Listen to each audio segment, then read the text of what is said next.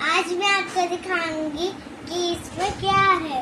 मैंने ये cute purse Amazon से मंगाया, तो मैं आपको दिखाती हूँ।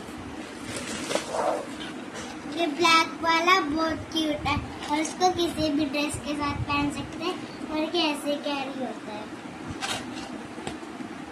और इसका लॉक भी ऐसे खुलता है, बहुत छोटा सा।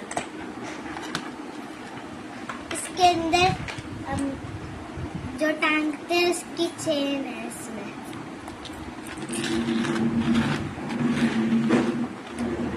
और ये ऐसे लोग होते हैं।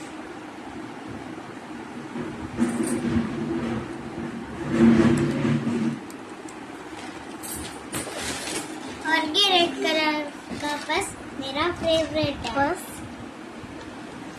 और इसको ऐसे कैरी भी कर सकते हैं।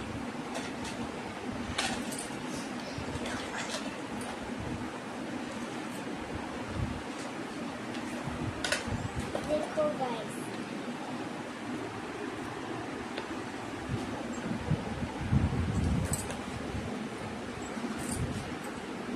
और इसको ऐसे कैरी करते हैं। वाव, मुझे बहुत अच्छा लगा।